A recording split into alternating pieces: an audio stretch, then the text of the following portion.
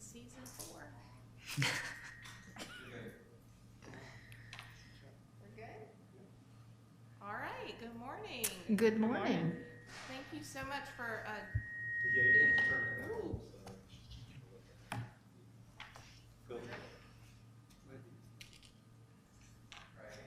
All right, thank you for being here. You want to start with introductions? I think then? so, yes. And we'll just go around. So I'll let my team introduce themselves, and then if you guys want to introduce yourself, and we'll talk about how we're going to go about our way of work.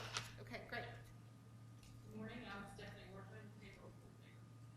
Good morning, Amanda Wiles, Executive Director of ESU. Rachel Hazel, Human Resources Director. Mark West, Chief Human Resources. Jacqueline Spalding, Principal, Southwestern Middle School. Lisa Sneed, Budget Director at CFO. Amber Ryan, paralegal. Karen Hickrow, Principal of Farmington Elementary. And at some point, Mr. Penley, our Chief Counsel, will be joining us as well. Great, thank you. Dr. Michelle Macklin, VIEW member rep. Elizabeth Albert, VIEW President. Lakita Howard, Professional Development and member rep. Valerie Jessup, paraprofessional for pre-K. Teresa Flaherty, OS3, First School Choice. Lori Miller, Student Services. Okay. All right, so I think we talked a little bit about how we would go this, and I believe we just landed on article by article. Yes. So I know you've brought some proposals, and we're ready to go. All right. Well, again, thank you for being here. We appreciate being able to see everybody again. It's nice. It's been a while. We're going to go ahead and start with Article 1. So we are passing those out. We need to get some across the table, folks. Thank you.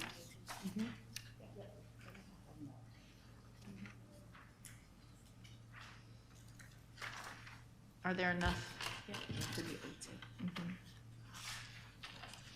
to. Okay, and as those are making their way across the table, actually, we're starting with Article 2.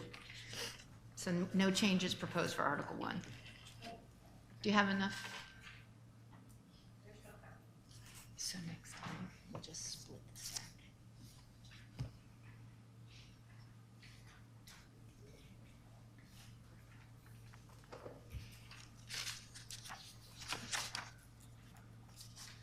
Okay, looks like we're going to make it. Excellent. So as you notice, Article 2 contains the definitions. So as we looked at the definitions, we really just did some cleanup here, and we tried to make sure that we were using the same terms in the support contract that we use in the instructional contract for cohesiveness and clarity. So if you notice agreement, we have proposed a different definition for agreement, which is the negotiated written document which contains all of the items agreed upon as governing the employer-employees relationship and the management-union relationship. Very straightforward there. And that's the same one as the teacher contract? It might be, but it is the same one? Okay. All right, moving on to number 10, collective bargaining. All we did here was insert that we're referring back to Chapter 447, Florida statute. So we kept what we had and we just put that reference in there for further clarification. If you go down to 17, what we noticed in 17 was there was a different standard in instructional compared to support. So what we've done here is for the purposes of the group life and health insurance plan only, an employee who is more than half-time employee is considered to be full-time. So we noticed that the previous language had 4 or more hours, whereas instructional had, I think it's 3.25 or 3.75. So we just wanted to make it a little bit easier to understand. Okay. Am I going too fast? Are we good to go? Okay.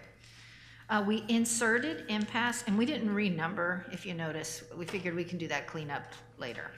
So we've inserted impasse just to define it, because we found through working through this process, unfortunately, that folks didn't know what it was. So if we put the term in the CBA, it might lend to a greater understanding of this formalized process. So just a point in negotiations where a stalemate has been reached with no prospect of change of position by either party as set forth in Chapter 447.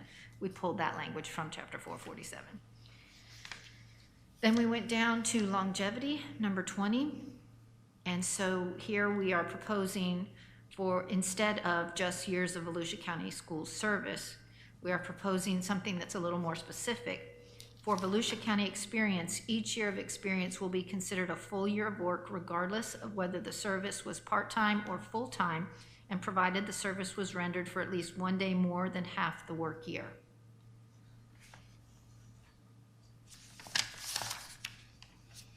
Then on the next page,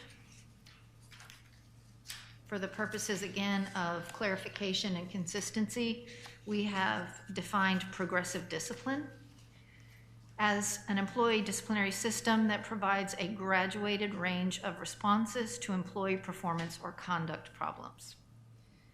And that is the extent of Article 2. Okay, keep going. Yeah, do you want to present a couple of more articles to us? Because I do want to caucus to talk about this, but does anybody on the team have any questions before? Okay, all right. Okay. I just want to caucus to talk about this before we. Certainly. Okay, so we do have just some small things in Article 3.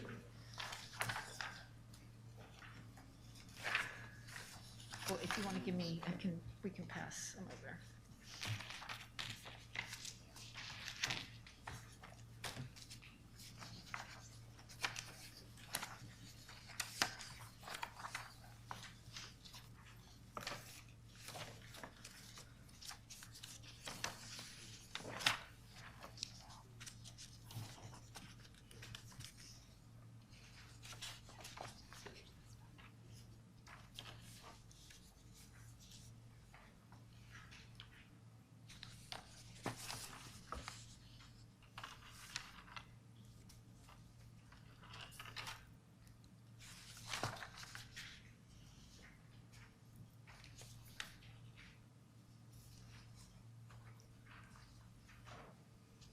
Okay, so in Article 3, which is scope of bargaining, all we've done here is for school calendar, what we decided we wanted to do was make it a little more specific.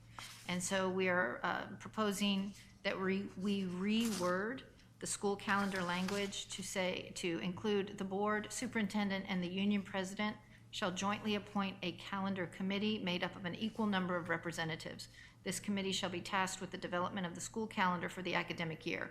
It's already what we're doing. We just wanted to articulate it. Sure. Would you be opposed? I like that idea, frankly, but would you be opposed to adding languages like I would refer to the policy because it's actually dictated by policy?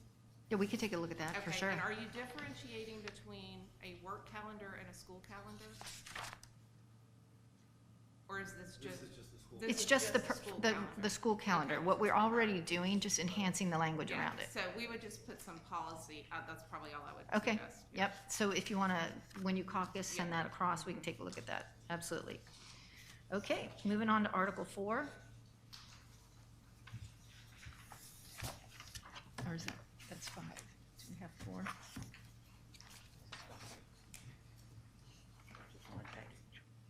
Okay, so I guess with what you already have received, 4 is at the bottom of that or on the back?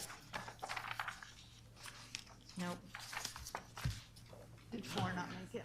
If it's not in there, it didn't have any changes to it. Okay, so we did strike in 4, it looks like. All right, so we're gonna have to, let's skip 4 for right now. It doesn't seem, what we did here in 4 was we were striking some language. We actually struck all of A in Article 4. No, we don't have it, so we'll have to bring it, if we have a subsequent meeting, we'll bring it at that time. Yeah, we're not gonna. Okay. Okay, so we'll move on to Article 5.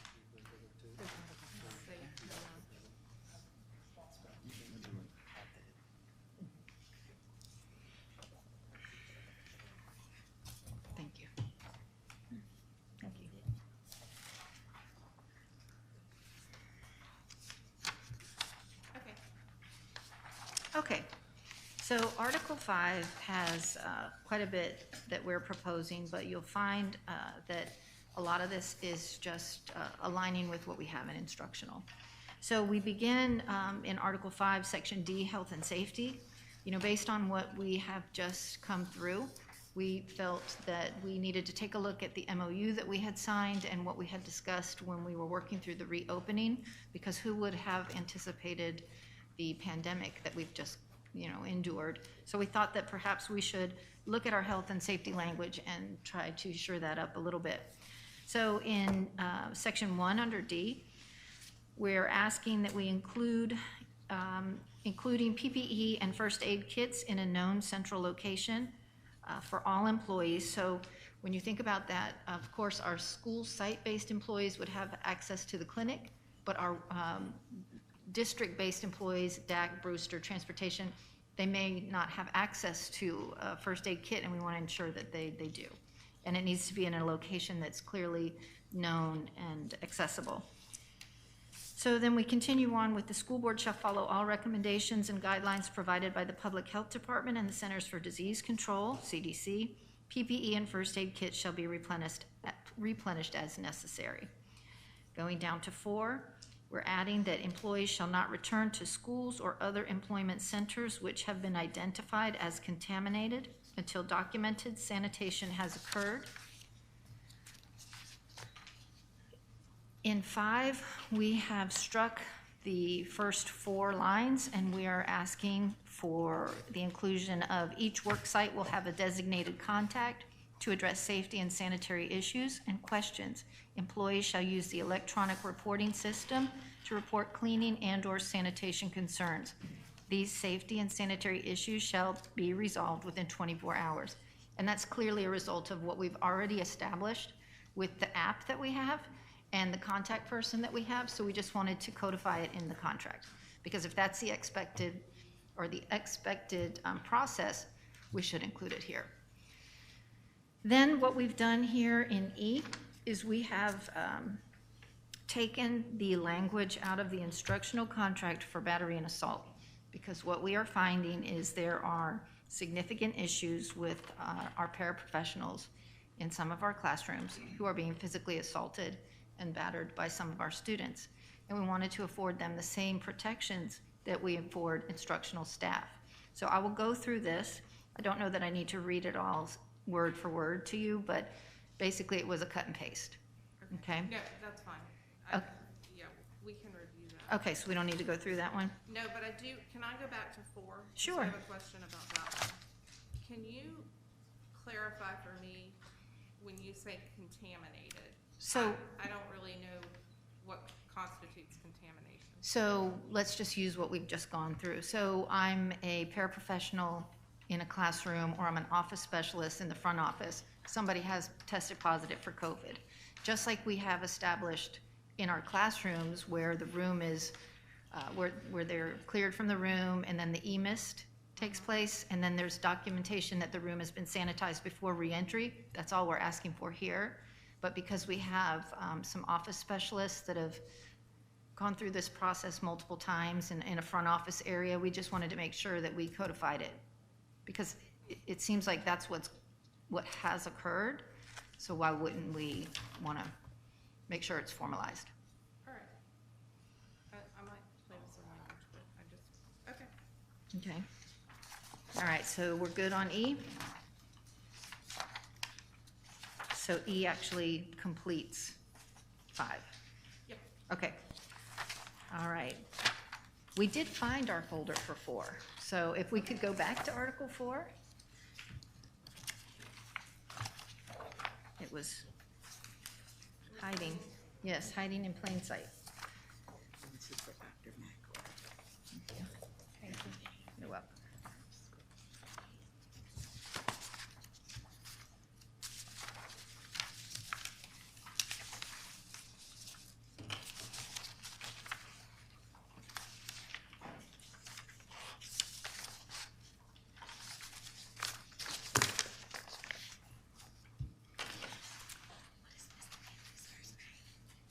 Kevin.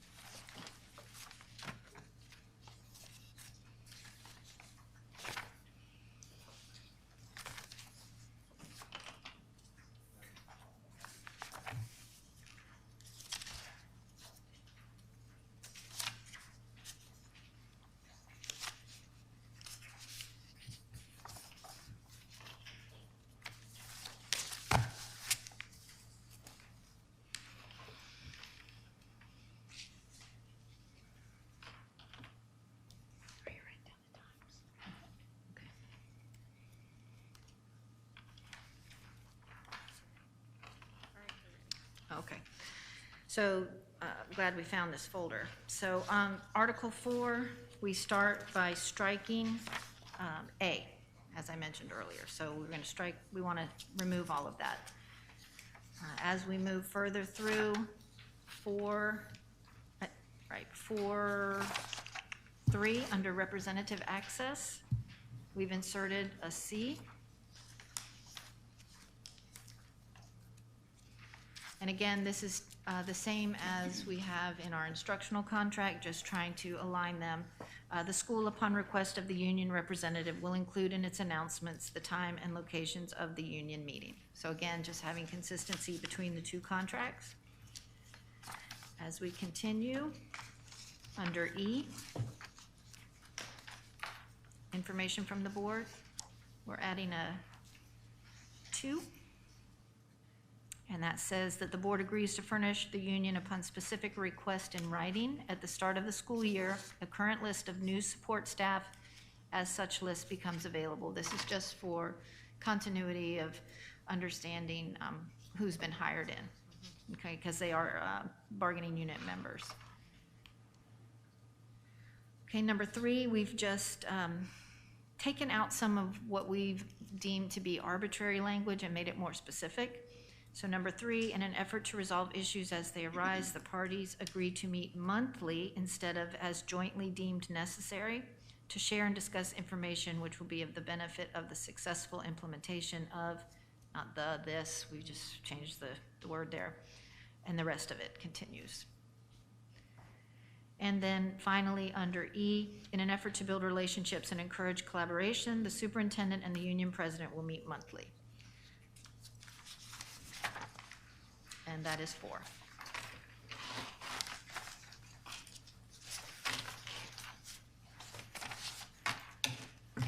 Next one, 8. Okay, we'll be moving on to 8.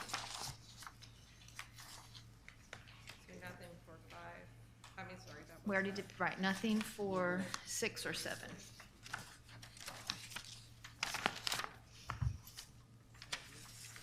Thank you. Again, a lot of it's cleanup and alignment.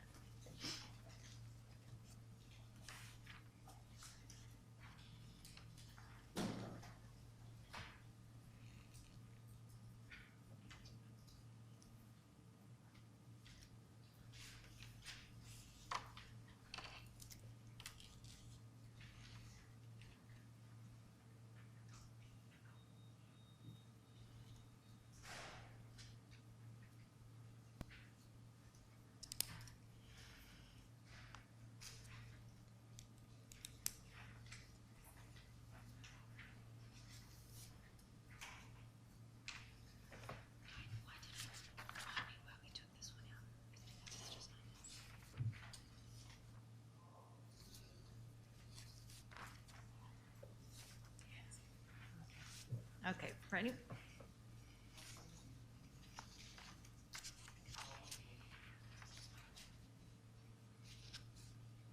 Are we good? Okay, so in Article 8, what we did in A, we just took out the vague language, which was reasonable effort shall be made to schedule, and we just firmed it up to say the meeting shall be scheduled within the 10 days. So instead of being arbitrary, it just makes it more concrete. Then we move down to D, and we are asking to strike the last part of the 3rd line and beginning part of the 4th line.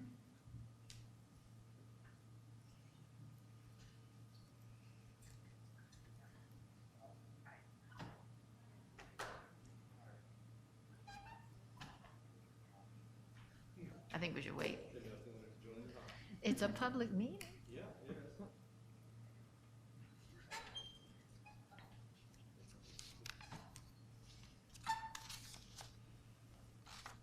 Okay, so back to D, we're just asking to remove the end of the 3rd line, beginning of the 4th line, which says, but shall not be subject to arbitration except by mutual written consent of the parties. So we're just trying to follow the steps of the grievance process, remain more focused on what the actual process is, that we don't feel that that line is necessary. So we're asking to strike that. And that concludes 8. We do not have any changes for 9. So we'll move on to 10. Thank you.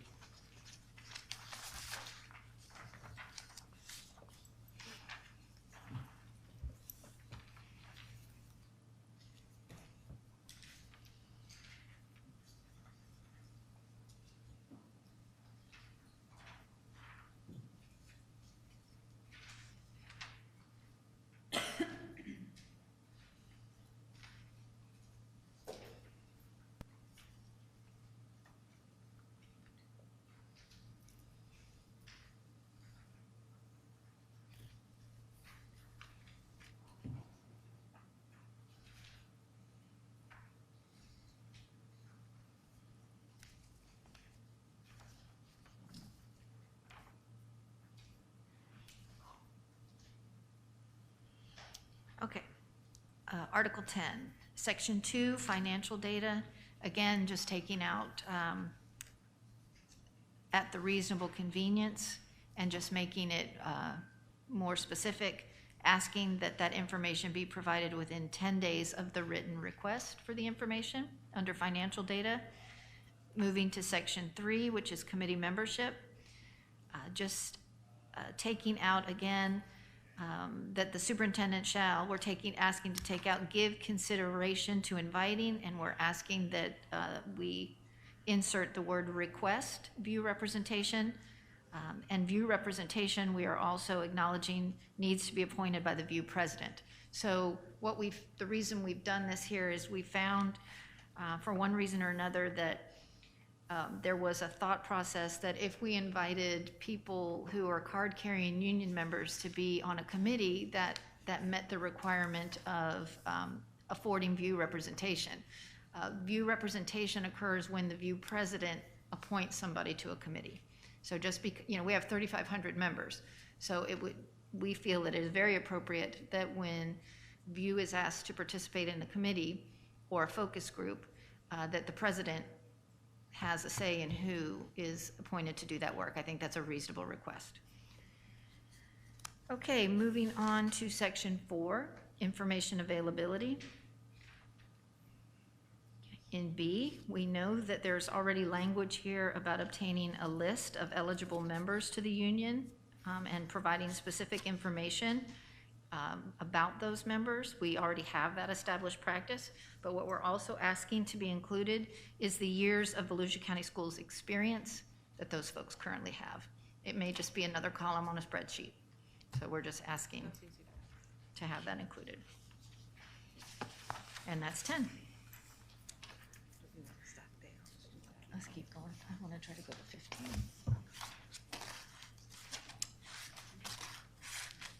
And so we have just some few things in 11. Okay. I'm thinking if we go to 15 and stop, is that a good benchmark Yeah. number? I know you're probably wondering, when's she going to stop? No, no, you can give us as much as you want, and then Okay.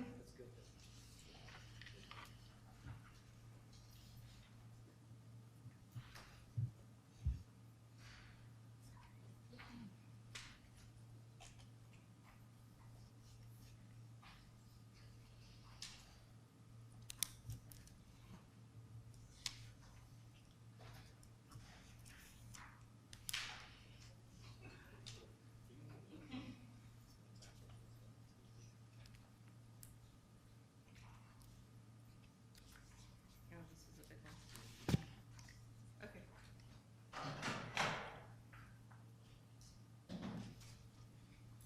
They're fixing the doors. Okay. All right. All right, so 11, employment conditions. So in the first section, new employees. What we're asking for here is to shorten the shorten the time period that needs to be, that's currently in place in order for someone to obtain tenure in the support staff section. We know that we have issues with filling these vacancies. We know that we want to retain our folks. We know that it takes more money to train somebody that comes in new versus to continue the terms of employment with an existing employee. So what we're asking for here is to strike that so I'll read the first part of the sentence so that it makes sense. First sentence, new employees shall be considered probationary for the first 90 working days. We're asking to strike the next part that says during which time they shall be given every reasonable opportunity to develop into useful and productive employees, but shall be considered employees at will. That language right there is, I found to be pretty derogatory. I mean, develop into useful and productive employees. I mean, I think that if they make it through their probationary period, we don't really need to say that. Well, as long as we have an understanding of what probationary means. Right, I think that we do. And then as we move further into that paragraph, about 2 lines down, however, an employee shall not be considered to have tenure. Well, actually, yeah. So, however, an employee shall not be considered to have tenure until the employee has served, instead of 3, we're asking for 1. So after the first year, they'll be considered to have tenure. And then, again, we're striking out the contingency for the 4th year. Do you see how it's flowing here? Taking out the 3, moving to 1. So then we would strike the 4th year and we would say 2nd year in place of 4th. So the full sentence is, however, an employee shall not be considered to have tenure until the employee has served 1 full year in the district and has been reappointed for a 2nd year.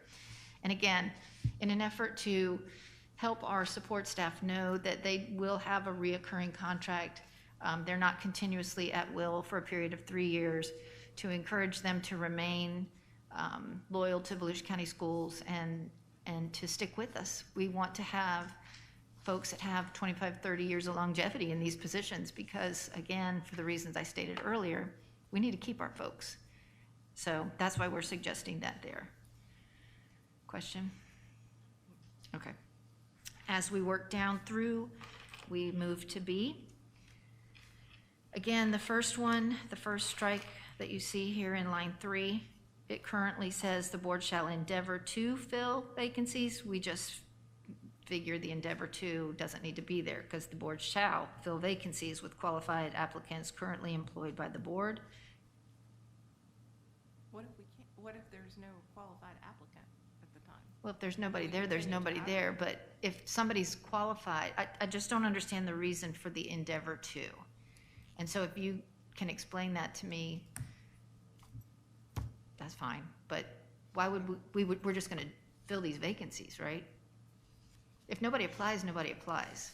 But if there's applicants out there that are qualified, right? That's where we're going. Okay. All right. And then in 2, under mandatory transfers, when we took a look at this, we were confused by B. We didn't understand B, and we felt that B shouldn't be there. We felt that the language was off-putting, and it sent the wrong signal.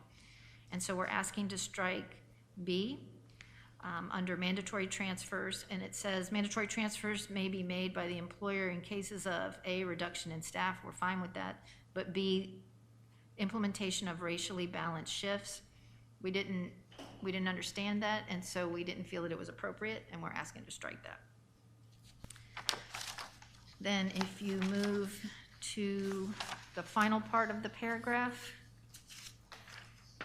last sentence, in no instant shall there be a reduction in the employee's hourly rate unless said mandatory transfer is a demotion for disciplinary or performance reasons. And then this last part we're asking to strike, or transfer due to reduction in staff. So if it's a reduction in staff, why would the employee be penalized by reducing their pay? It's no fault of their own that a reduction needed to occur. So what we're asking for is just to seek to put them in a place that's compatible with what they're currently earning, because it's not their fault that we're reducing staff. That could be a reduction in student enrollment. That could be for reasons outside of the employee's control. So why would they be penalized with losing money if they have to be transferred? So that's why we're asking to remove that language there.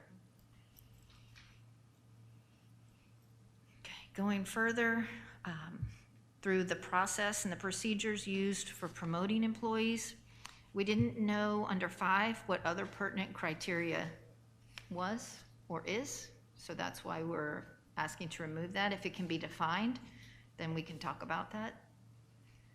But we didn't know what it was. So if you can help us, that's good.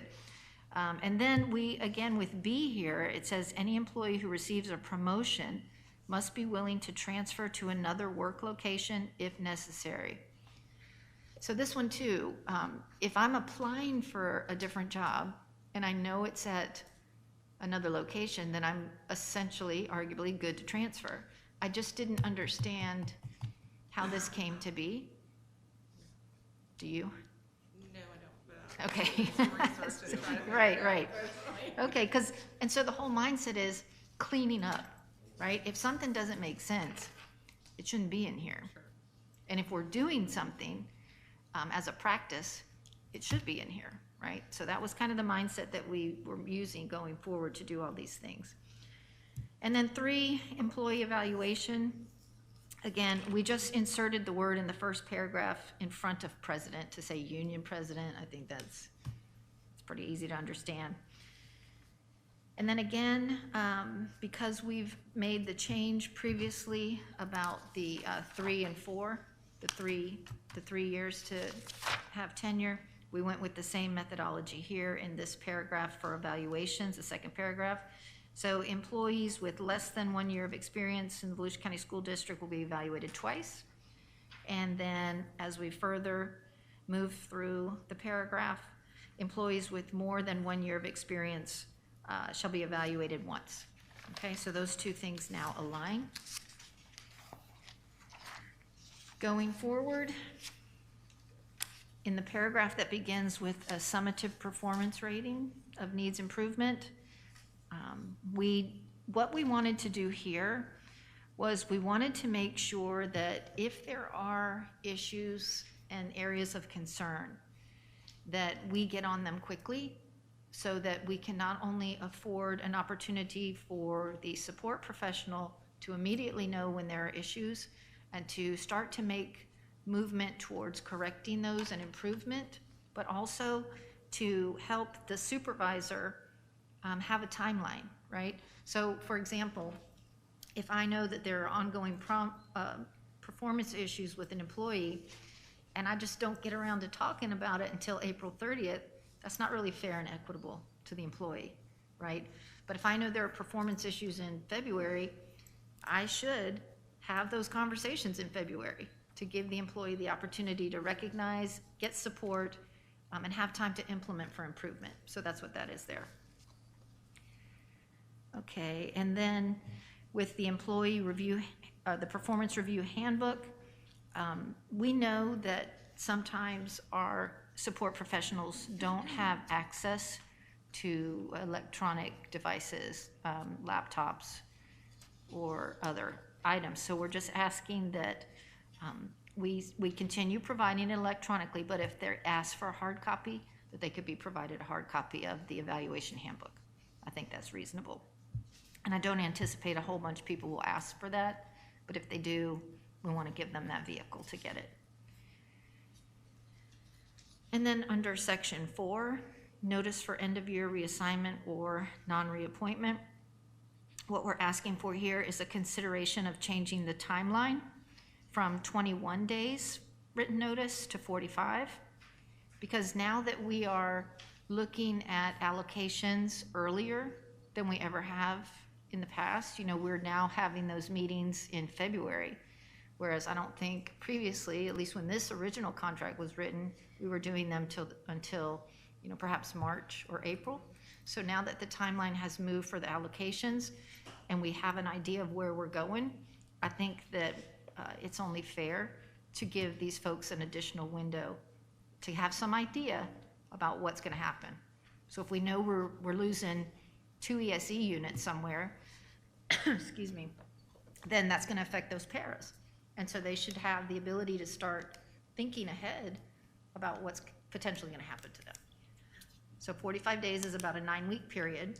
So that would be by the 4th 9 weeks, right? I got to take a drink, sorry.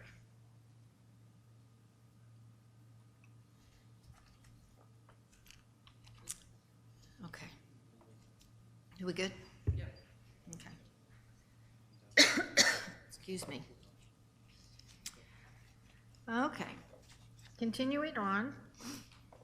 When we get towards the middle of that paragraph, we are asking to strike the sentence that says, however, a reassignment to another work site may be made with less notice where determined necessary by the superintendent to be in the best interest of the school district.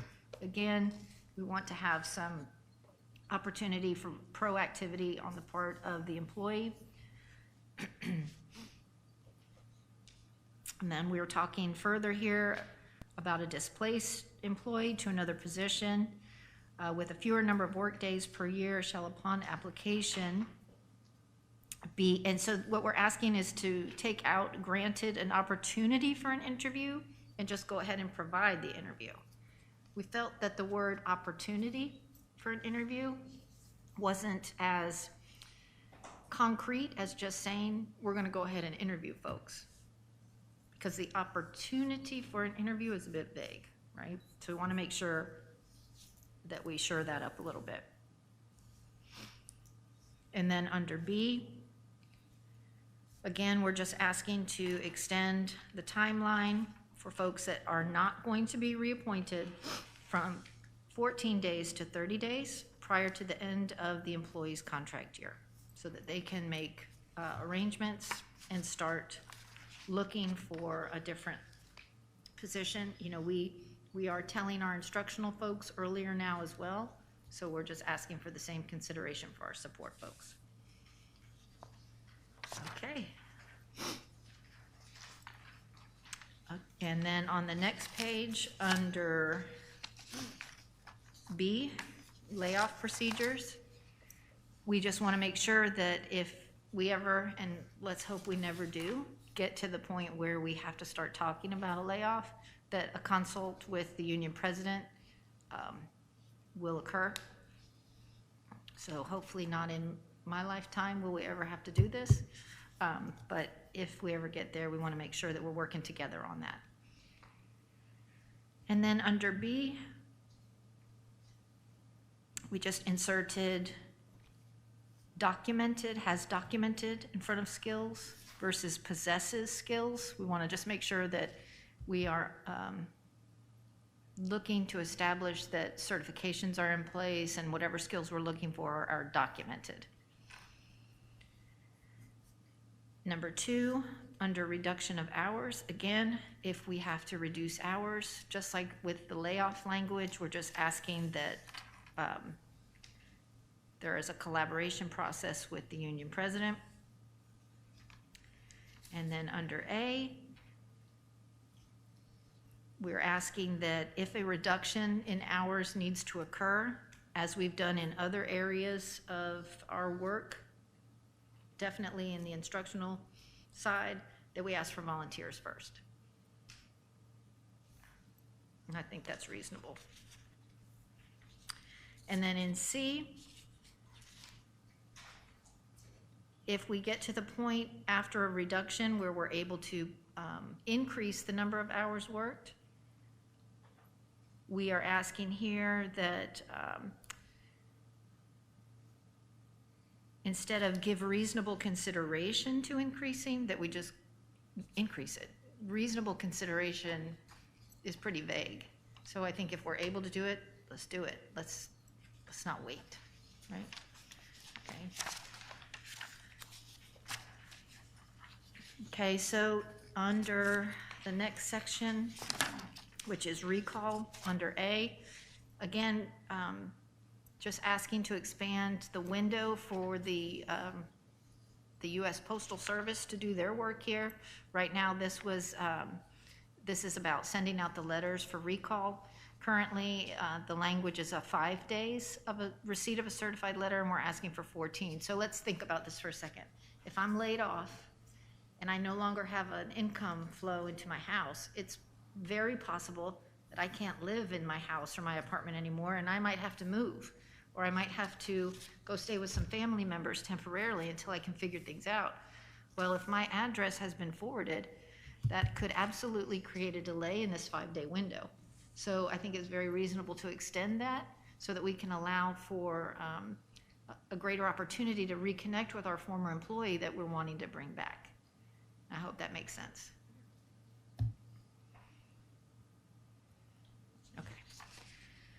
And then under employee protection, section 6.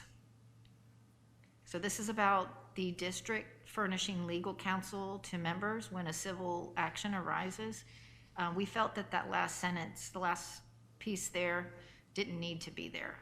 Unless the board finds that the member acted in bad faith with malicious purpose or in a manner exhibiting wanton and willful disregard of human rights and safety or property. We didn't feel that that needed to be there. So we're asking to strike that. Section 7, employee discipline. First section, just cause. We are referring in number 1 back to the definition that we included in Article 2 for progressive discipline. So just adding on to the sentence that's already in place, disciplinary action may not be taken against an employer except for just cause and shall follow progressive discipline. So we've outlined what progressive discipline is, a series of reasonable expectations there.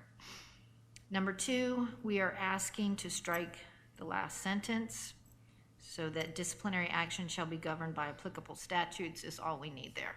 We don't really need anything further. In part 3, okay, so we're asking in part 3 that we move from a 5-day window of written notice for suspension to a 20-day. We are also including additional language that the facts pertaining to a disciplinary action shall be developed as promptly as possible. Actions under this article shall be promptly initiated after all the facts have been made known to the official responsible for taking the action. Professional standards committees shall meet as necessary to ensure the prompt initiation of actions under this article. If the union believes the professional standards committee is acting to delay the investigatory process, it shall make its belief known to the superintendent. And I will say that over the last year, we've noticed that the Professional Standards Committee is meeting more frequently, and we appreciate that. We really do. It helps rectify situations quickly, and that benefits our schools and our employees. So we appreciate that. So we just wanted to put something in the contract that would codify that. Number 4, any conference or hearing with an employee regarding dismissal, non-renewal, suspension, demotion, or other discipline shall be conducted in a manner so as not to abrogate the employee's rights according to law and provision of this agreement. Just a little bit of formalized language. In the next section, under representation, we have the 24-hour meeting notice. We all know about that, but we needed to include it here. We have the language that is also in the instructional contract about not disciplining an employee in a verbally demeaning or disparaging fashion in front of parents, students, other employees. That's the same language that's in instructional. And then we've asked for the anonymous sources, so we're not going to take disciplinary action on an employee based on something that was submitted by an anonymous source. And then finally, we have progressive discipline that we've added here, again, referring back to the definition, and this just sets forth what we believe is a progressive steps that that would afford everybody an understanding of how we're working towards improvement. That's what we want first, but if there is an end, this just sets forth a clean pathway. So you'll see that we have a 5-step process that we're proposing here, with 1, the verbal conference, 2, the written record of conference or caution, 3, a reprimand, 4, suspension, and 5, a termination. And we already do this pretty much anyway, but because we're doing it, we felt that we should clearly have it available for everybody. It should be codified. Under section 8, suspension. So in this section, if someone is exonerated, if there is an action that took place and then further down the road, we find that the employee is exonerated and there's information that comes to light that undoes the need for the suspension, what we're asking for is all documentation in that personnel or disciplinary file specific to that event be removed. Because what we found is that there are occurrences that have happened for some of our folks that are through the process of the grievance or through the process of, an arbitration perhaps, are changed. But yet, if there is something that occurs later, that occurrence is included in the data that is then sent to the performance or the professional standards committee. We don't think that's fair. If there has been a situation that has been overruled or overturned, it should come out. And that's what we're asking for there. It shouldn't forever linger to be a hindrance to that employee. Okay, that completes that article. Okay. All right, well, you've given us a lot to, For sure. brought some work for us. Okay, so we'll stop here for a little bit. You want to? We want to, yes, so it is almost 11 o'clock now. I know we're gonna need some time. And we probably need to provide some lunchtime in between that too. So what if we do, Is that okay with you guys? Sure. Back at 1:30? 1:30? I know we're gonna need at least 2 hours, and then if I give a What if okay, I don't know how hungry anybody is. Could we consider maybe forging on, You wanna keep going through? well, what if we did this? What if we went, because as we've talked about, the finances are not really finalized at the state level. So I think that it would be in the best interest of both of us if we waited to do the money until after we do all of the language. So we won't do 16 today. But what if we were to get through 15, or maybe even a little bit further, depending on how much stamina everybody has, and then we decide if we want to come back today or just schedule a subsequent meeting? What, So you wanna go through the rest of what, the language you brought, and then, yeah, that's fine. do you need a 5-minute break? Yes, actually. Okay. Cups of coffee, so I need. Yep, no problem. So we'll do a 5-minute break, and And then, then do the rest of the language, and then we'll let you maybe, present. I think that is everybody and amenable then to we that? can take it back and work on it for the rest of the. Right, That'd be Amber, fine. you good? Okay, all right, so 5-minute.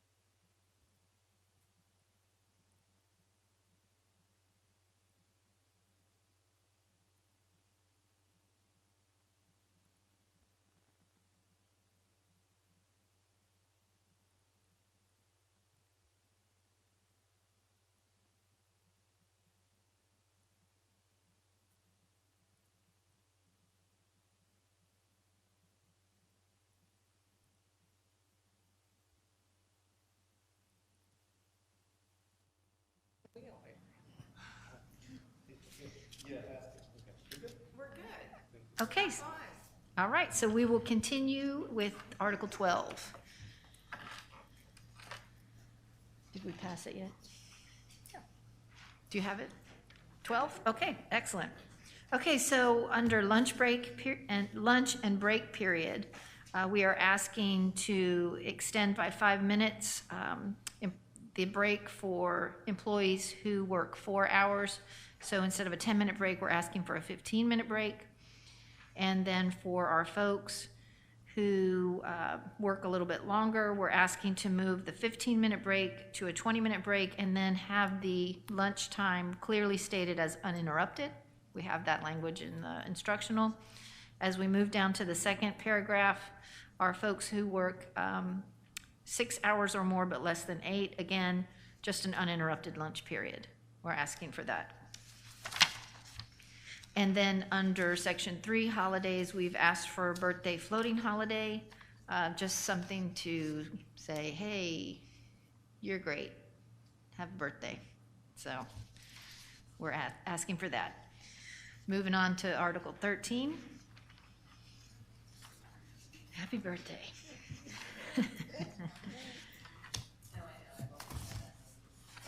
You have? You've had that?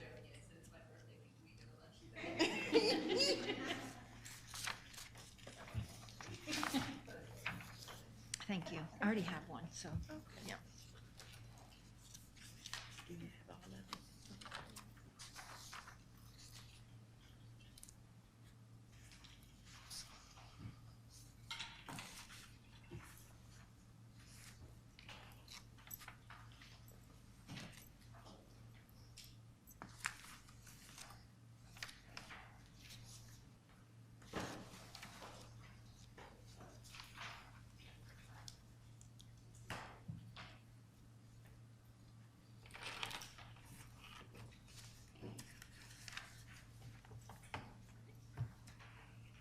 Okay, so under Article 13, under work scheduling, going down to E, we are asking that we move the, again, if you notice, we're just asking for extensions of time in a lot of these, moving from 10 working days to 14 working days if we're going to have a schedule change. Yes, sir.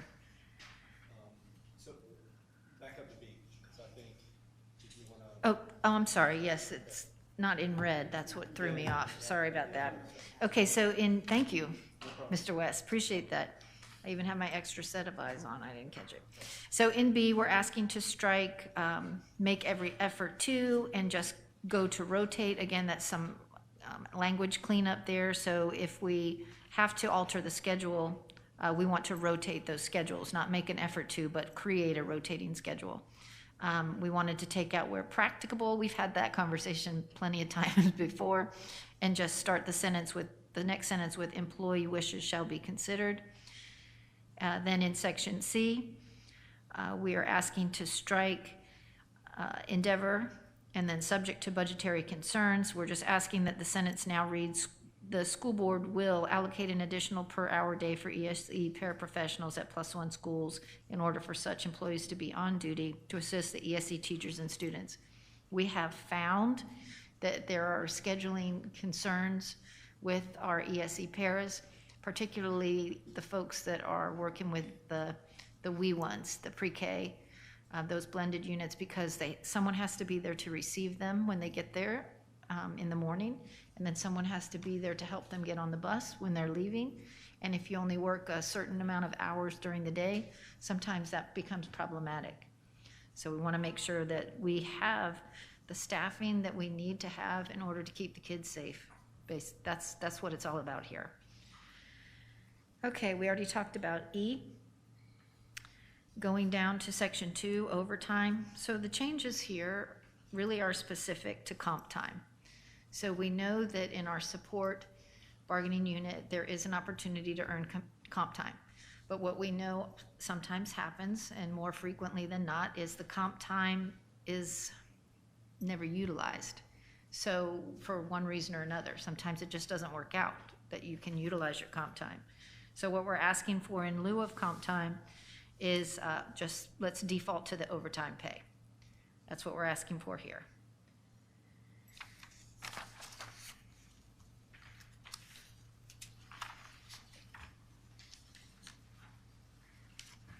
Again, continuing into responsibilities, section 4. These changes in the second paragraph A, again, we're asking for a rotational schedule to be developed when paraprofessionals are utilized as substitutes. This year, we have all experienced the need to work as a team, all hands on deck. But what we've found is that oftentimes the same paras are pulled to sub on a daily basis. And so we realize that that's not meeting the needs of the students that they have been hired to serve. And this year was this year.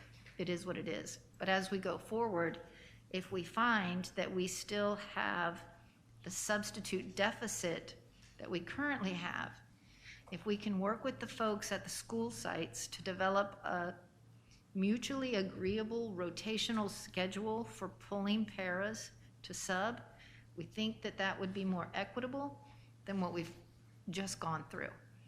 It affords the site-based administration and the site-based staff to work together to create a system that we can all work with. It's not ideal.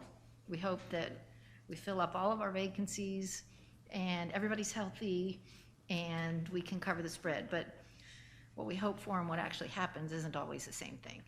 And so we just want equity here. So that's a long explanation for just a few words, but it was necessary.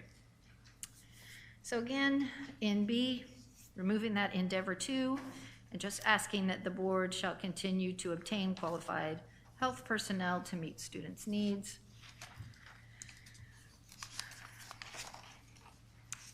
Under F, again, this kind of goes hand in glove with what we were asking for with the hard copy evaluation handbook, because we know that there have been issues previously with support staff having access to technology. So this inclusion here in F, asking for support staff to be provided necessary equipment, technology to complete all tasks associated with work responsibilities. And we know that now that we've moved to the one-on-one situation, the one-to-one device situation, perhaps there are some devices that are now available for our support professionals to utilize. So we just want everybody to have the tools that they need to be effective in their role. In I, we are asking for a change from quarterly meeting to a monthly meeting to discuss any pending issues or concerns. And that's the change that is consistent through I, just changing quarterly to monthly. Good? Okay, we'll move on to. Is that for labor management? Pretty much, and so really it's what we're already doing. Okay. And we're even exceeding that with That's the, not a different meeting with the from little meetings. No. But now, if we wanted to call a subsequent meeting, if you look at it, it says at the request of either. So if you wanted to call another meeting specific just to support, we would oblige you. Okay. Okay. Article 14. And if you notice, the files are getting smaller, so we're getting there.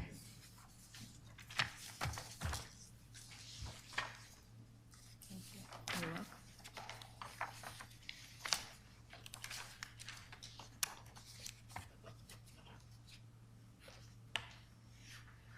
You okay? Good? Good?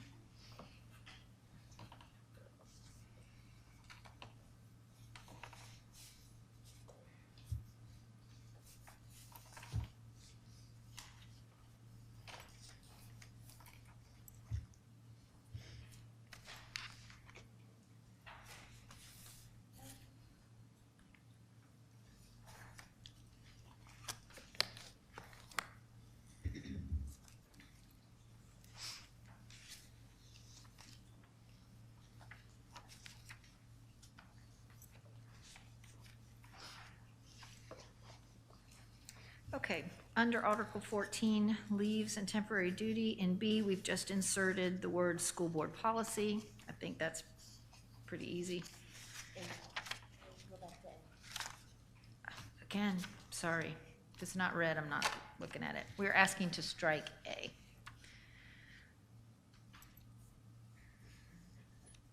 Now B, we're asking to insert school board policy. Okay, section 2, sick leave. Okay, under B, we're asking to strike the last part of that first sentence that says, and which shall be not used prior to the time that it is earned and credited, talking about the sick day that's earned. So we're asking to strike the last part of that sentence. Moving forward, under paid personal leave, section 3. Paid personal leave, you know, we are, unfortunately, we're asking again for bereavement leave, and that's what this is here in C. So, you know, we've had to deal with this too much this year, but, you know, these things happen. So we're asking that in case that, you know, in any case of a death of an immediate family member or household, the employee, member of the household, the employee shall be entitled to 3 working days beginning the day after the death. 1 day leave shall be granted for funerals in case of death or other family members or close friends. This leave shall not exceed a total of 6 days per fiscal year. We've talked about bereavement leave for years and years and years and years. And the current practice is that you just use your, the leave that's provided. So we're asking for a standalone. That's what this is. Under annual leave for 12-month employees, we are asking to strike in number 1, the word continuous. In number 2, the word continuous. And in number 3, the word continuous.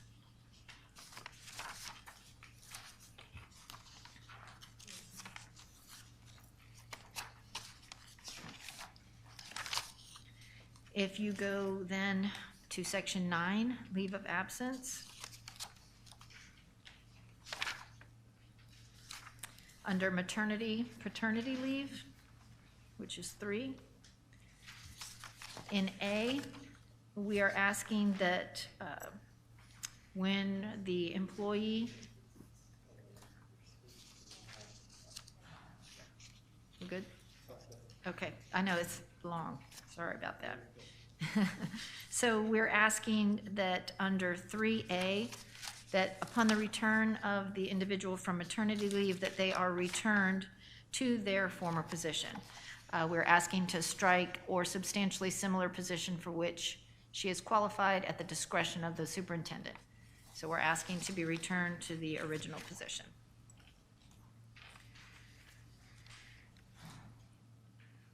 Okay. So in C, conditions for return from leave in part 3, we know that sometimes folks want to return earlier. We're asking that instead of providing a 6 weeks notice, that a 14-day notice be requested. So we are asking not only for that change in the timeline, but we're asking that they be returned to the same position as prior to leave if it does not interfere or impact the operation of the work site adversely, or be returned to a prior position at the end of the approved leave end date. So we recognize that if there's somebody already there, you know, we don't want to negatively impact the operation, but we want to try to get people back as close to where they were before they left. So that's what we're asking for there. And now we're at workman's comp, section 10. So in the workman's comp language in A, what we are asking to include is language that states that subsequent doctor's appointments after the 10 days shall not count against the employee's available sick days and shall not incur any loss of pay. We know that workman's comp is a very unique situation on its own, but what we have found is that subsequent appointments due to a result of an injury on the job have created hardships for our employees. And we are trying to put in place a mechanism that lessens the residual negative impacts from getting hurt at work. You know, it's one thing to, I don't know, break your arm at work, right? And you're dealing with that injury, but then to be further penalized because you have a subsequent doctor's appointments through workman's comp, now I have to take my own time to go and get my treatment. We want to help our folks out, and we want to propose this language to do so. If you go down to E, Oh, can I ask a question on that? you bet. You highlighted that our workers' comp shall be sole source of recovery from employee assistance and injury. Right, that's not a change, it's just a highlight there for one reason or another. So just we're focusing on what's in red. It's highlighted because we need to adjust this article. This is no longer, where this is found. So that was why. So this has to be adjusted because it's not, it's obsolete. It doesn't match. Okay, so upon further reflection. Yes. That's what. Did you like that? This is why the team is so important. So there is a contingency in 16 that would be obsolete, so we would need to, is that correct? Yes. So we're needing to make that connection there. In Article 16? Yes, it references Article 16, but if you go there, it does not align anymore. But we aren't sure where the alignment was lost in translation over the years. So we just need to update that. Thank you, Dr. Macklin. Best. Okay. All right, so E, Section 10, Workman's Comp E. So what we're asking for, again, is to just make sure that we're placing people back, if not in their own position, that they previously were in, to a position that is the equivalent. And we're asking to strike that last sentence. It says the board has no obligation to return the employee to their original organization. Okay, so in Section 11, Family and Medical Leave Act, we are just referencing the appendix, which has always been included in the contract. So we just wanted to put that reference there. And so that is Article 14.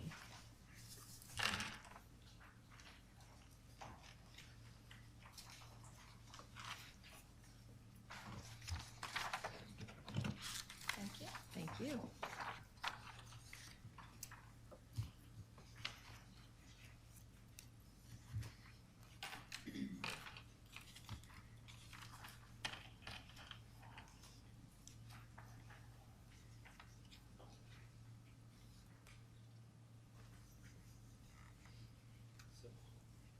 So Appendix D, are you just going to include the FMLA from the statute? We just wanted to reference what was in the appendix. Okay. Yes, But it would be the same as. yes, yes, because it's all governed by, I don't see it in mine, so maybe I just want to be updated Appendix D. That's all I'm saying. okay. Is it in there? Do you have the,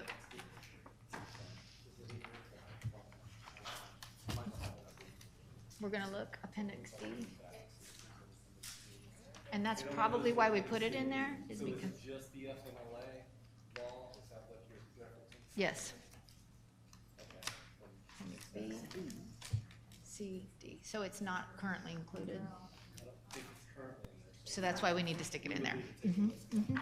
Because it is in the instructional contract. Okay, Article 15, professional development. Now, so here's what we know. We know that it's beneficial if we can invest in our folks and grow their skills, right? We know that we want to move our folks into advanced positions, whether they remain in the support bargaining unit or whether they decide to transfer to instructional. We want to create lifelong learners, just like we want to do it with our students. We want to do that with the employees as well. And so what we're proposing here under the professional development program is just a way to help incentivize and encourage our support professionals to engage in professional development and additional learning opportunities. So in that first section, we are proposing some language about a $15 per credit incentive up to $200 a year for advanced training or education in areas relevant to the positions they hold. So that would be like obtaining additional certifications or specialties in whatever areas in which they're working. So if someone's, say, working in finance perhaps, maybe they go get some accreditations or some accounting certificates. I mean, there seems to be opportunities for learning, and so we want to offer those to support as well. So that's what this language is here.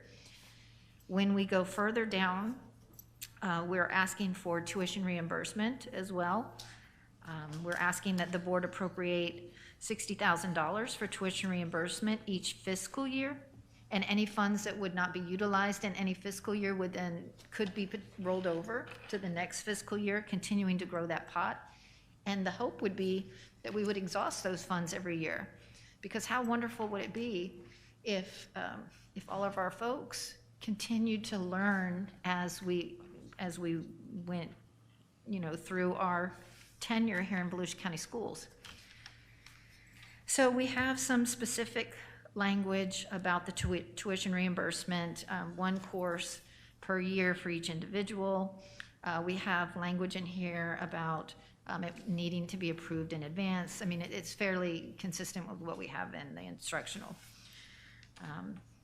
And again, the tuition reimbursement would need to be specific to the employee's current assignment. Like, I couldn't be paraprofessional and try to work towards a veterinary degree. That doesn't make sense, right? So we want it to be applicable to what we're doing here. And then, in order to qualify for reimbursement, we must earn a grade of a B or higher. Okay. As we continue to move through Section 3, for our folks that already do have a college degree, we have a reference to an Appendix C. So if we refer to the current contract,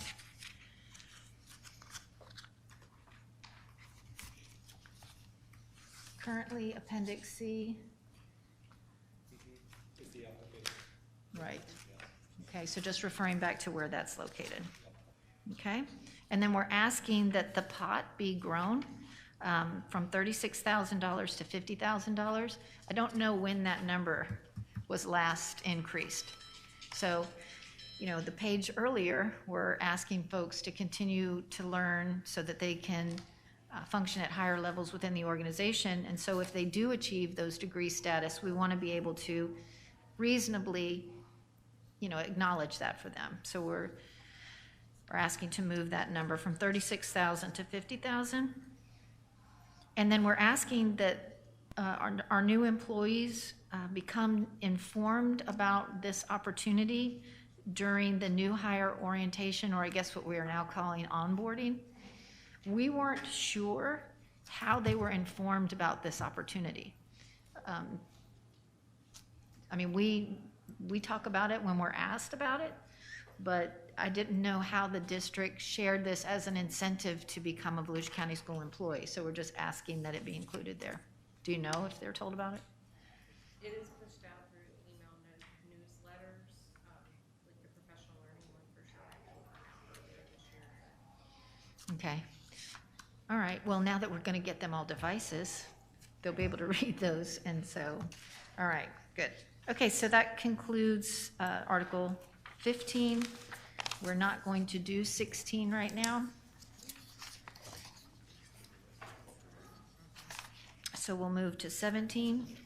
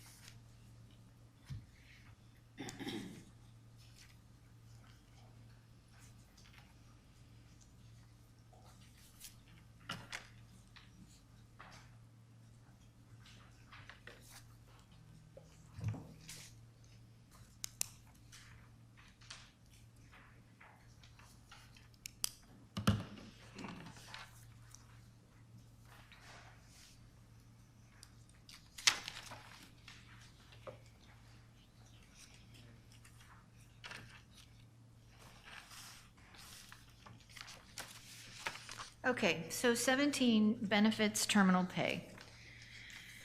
In section 1, under benefits, we just wanted to, under the dental insurance, include the language that we are providing input from the insurance committee about the dental insurance. But G is the section that has the most significant changes here, and I want to talk with you about this. What we know is that group health insurance, major medical is problematic. I think that's just a fact. We've had these discussions. It was a celebratory Yahoo last night when they passed the benefits package for the coming year by the board members. I mean, we get it, right? But what we're asking for here is that the insurance committee drive the process. Right now, the board retains the exclusive right to make and bargain, to make those decisions. We do have a committee in place, but what we're proposing here is that the committee oversees the whole process and the committee makes the decision. What we're also asking for, and what we currently have in place, but we're putting it in writing here, is the equal representation from ASME, View Support, View Instructional, non-bargaining, managerial. We have that. We're putting it down in writing. We'd like to continue that so that it's an equitable contribution from different lenses, if you will. We are also asking that the committee make the selection of the advisor to assist with plan selections and changes. I cannot tell you that there is 100% confidence in the broker that we currently have right now. Conversations that have been held with me wonder, who is this entity truly working for? When you get a product that continues to disadvantage all employees, because let's face it, everybody who's employed here has the opportunity to use the same insurance. It's not specific to View. It's not specific to managerial. We're all faced with making these selections. So we don't know who that entity is actually working for, right? If they're working for the employees of Volusia County Schools or some other interest. So we would like to propose that the committee selects the broker. And then finally, what we recognize and what we saw last night is that the costs continue to rise, and the only way to mitigate the cost is to lock ourselves into these agreements that tie our hands for a certain period of time, but that doesn't help the employees. So what we're asking for here is to move the premium subsidy from $551 to $600. And so that's what we've proposed here in this language. Noticing that we're just trying to keep up with the cost and help our folks. And I anticipate a lot of conversation around this, and I'm looking forward to that, because this is an area where we really do need to do some good and collaborative work together so that everybody can win. Okay, section 2, tax sheltered annuity, just changing the wording here from the board shall upon request reduce the salaries to deduct from the salaries. Just makes it a little softer there. Okay, that's Article 17. We don't have anything in 18. We've got just a couple things in 19, and we're almost there. Look at that.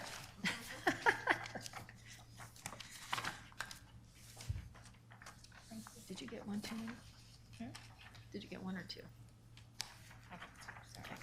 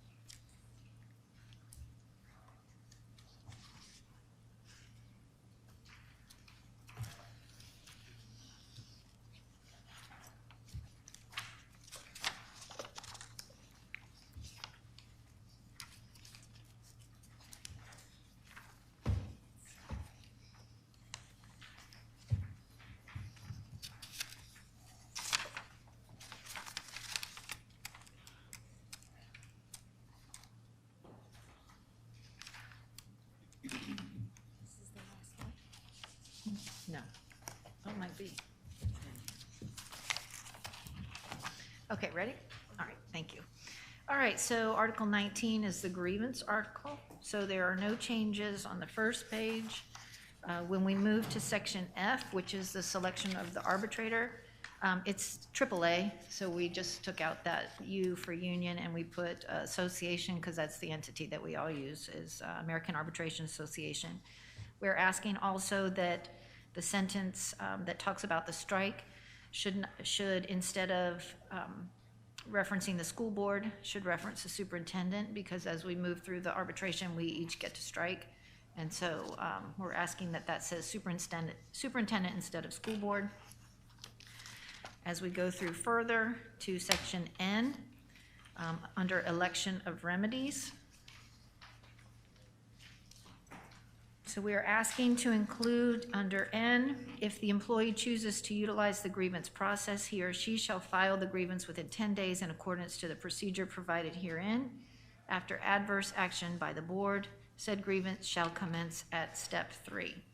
So that's just the opportunity to start at step 3 if we needed to do that.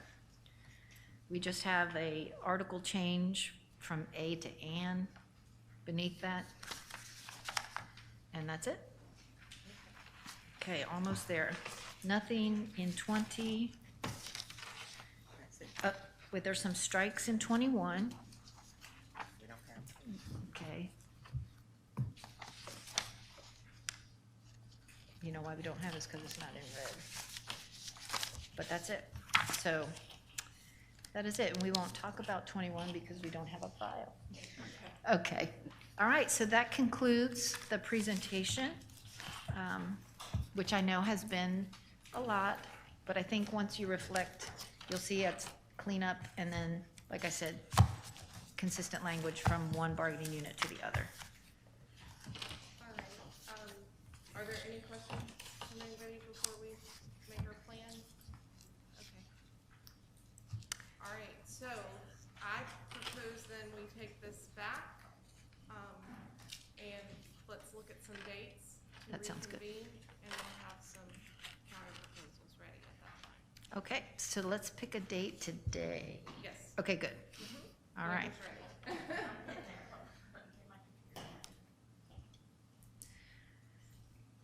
I think next week's pretty busy, at least at the beginning of the week, because we have a board meeting on Monday.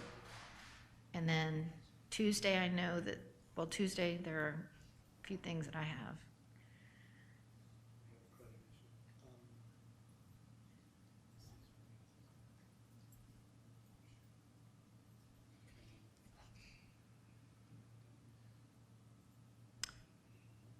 Wednesday looks good.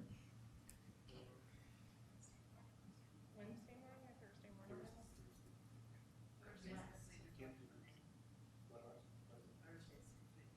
Yeah, Thursday's not good. And we're on 4/10s now, so. How about Wednesday? What's Wednesday? I can move my Wednesday meetings to Thursday.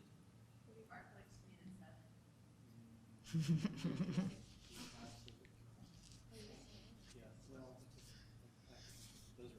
I can be here 6:30 on Wednesday. I can be here at 6:30 on Wednesday. No.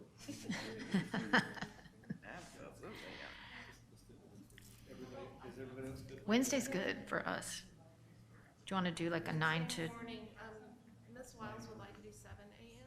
Somebody on the vice president. well, unfortunately, VIEW contractual staff do not start until 7:30, so So 7:30, no.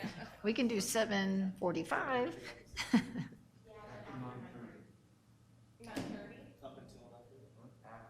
After that. so 9:30. Around 16? To 9:30 until, well, see, now Wednesday, we have labor management at 1. Yeah. That's not, gonna give us a lot of time. So 9:30 to 1? 9:30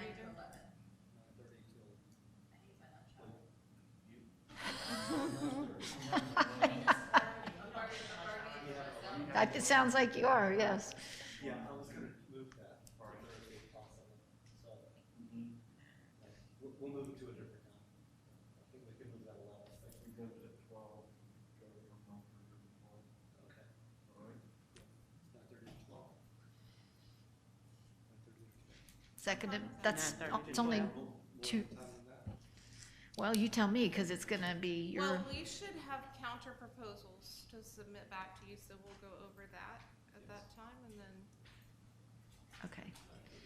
All right, if that's all we can get, that's all, well, we'll take it to move the process forward.